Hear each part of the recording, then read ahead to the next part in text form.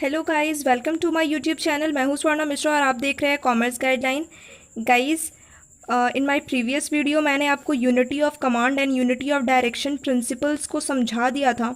इस वीडियो में मैं आपको डिफरेंस बताऊंगी, difference between unity of command and unity of direction. So let's start the video. So guys, सबसे पहले मैं आपको मीनिंग बताती हूँ principle of unity of command और principle of unity of direction का। सो गाइस, अगर आपने मैंने इस principle of unity of command और principle of unity of direction principles के ऊपर में मैंने एक वीडियो ऑलरेडी बना रखा है। अगर आपने वो वीडियो नहीं देखी है तो जल्दी से जाकर देख लीजिए, लिंक मैंने डिस्क्रिप्शन में दे दिया है। तो चलिए वीडियो स्टार्ट करते हैं। सबसे पहले मीनिंग जान लेते हैं। This principle insist on one boss on one employees. See principle of unity of command, इस प्रिंसिपल में फ्यूल्स क्या कहते हैं? फ्यूल्स ने इस प्रिंसिपल में बोला है कि एक एम्प्लॉयज़ का यानी कि वन एम्प्लॉय का एक ही बॉस होना चाहिए। यानी कि जो एक एम्प्लॉयज़ को एक ही बॉस से ऑर्डर्स और इंस्ट्रक्शंस मिलने चाहिए, उसे एक एम्प्लॉयज़ का एक से ज़्यादा बॉस नहीं होना चाहिए। इसलिए उन्होंने स्ट्रिक्टली ये चीज़ बोला है कि एक एम्प्लॉयज़ का एक ही बॉस होना चाहिए, जो उसे एक ही बॉस से इंस्ट्रक्शंस और ऑर्डर्स मिलने चाहिए। ठीक है। So this principle insist on one boss on one employees. Okay, अब principle of unity of direction का मीनिंग जान लेते हैं। This principle insist on one unity division on one plan.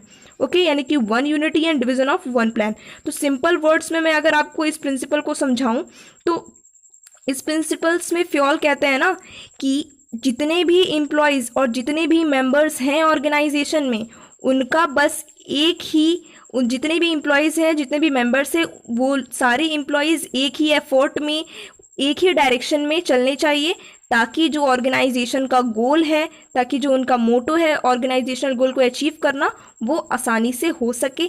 इसलिए इस प्रिंसिपल में फ्यूल्स कहते हैं कि जितने भी एम्प्लॉयज़ और जितने भी मेंबर्स हैं ऑर्गेनाइजेशन में, उन सबके एफर्ट्स को एक ही डायरेक्शन में होना चाहिए। Only on one direction, towards one direction. Okay, efforts जितने भी हैं एम्प्लॉयज़ के, उन सब के एफर्ट्स को एक ही डायरेक्शन में चलना चाहिए ताकि ऑर्गेनाइजेशनल गोल को अचीव किया जा सके। सो ये सिंपल सा चीज़ है principle of unity of direction का।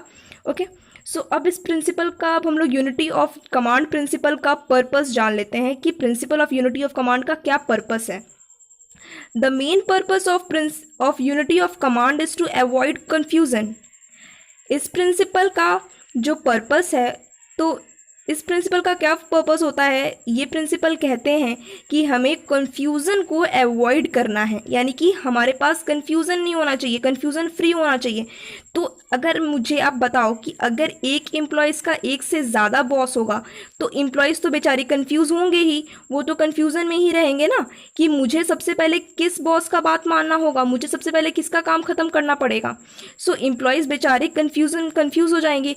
इस वजह से फ्यूल्स कहते हैं कि एक एम्प्लॉयज़ का एक ही बॉस होना चाहिए और उसे एक ही बॉस से इंस्ट्रक्शंस और ऑर्डर्स मिलने चाहिए ताकि कन्फ्यूज़न क्रिएट ना हो। ओके, इस वजह से इस प्रिंसिपल का जो पर्पस है वो है कन्फ्यूज़न अवॉइड करना। ओके, अब इस प्रिंसिपल का क्या पर्पस है principle of unity of direction का?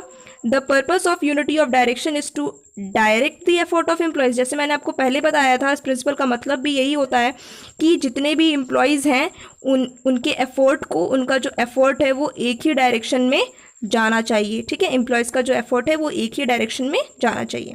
ओके, ताकि ऑर्गेनाइजेशनल गोल्स को अचीव किया जा सके। अब यूनिटी ऑफ कमांड का फोकस क्या होता है? Okay, unity of command focuses on single employees. जो principle of unity of command है ना, ये प्रिंसिपल फोकस करते हैं सिंगल एम्प्लॉयज़ के ऊपर में।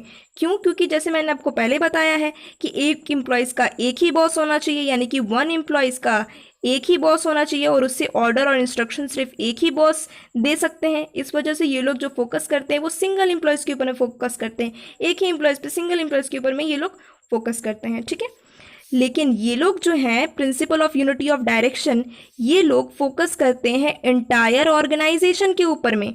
Okay, unity of direction focuses on entire direction, entire organisation. Okay, क्यों ये लोग पूरे ऑर्गेनाइजेशन के ऊपर में फोकस करते हैं? क्यों?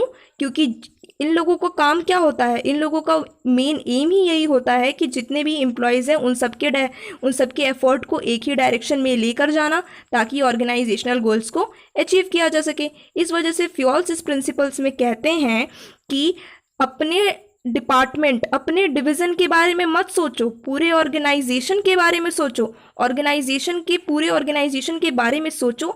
इस वजह से ये लोग फोकस करते हैं पूरे ऑर्गेनाइजेशन के ऊपर, एंटायर ऑर्गेनाइजेशन के ऊपर, क्योंकि इन लोगों का तो ये मैंने आपको पहले बताया था, इन लोगों का तो एक ही प्लान, एक ही एम होता है कि जितने भी एम्प्लॉयज़ हैं उन सबके एफर्ट्स को एक ही डायरेक्शन में लेकर जाना, ताकि हमारा ऑर्गेनाइजेशनल गोल अचीव हो सके। सो गाइज, ये 3 डिफरेंसेस ही है सिर्फ principle of unity of command और principle of unity of direction में। ये 3 डिफरेंसेस मैंने आपको बता दिया है।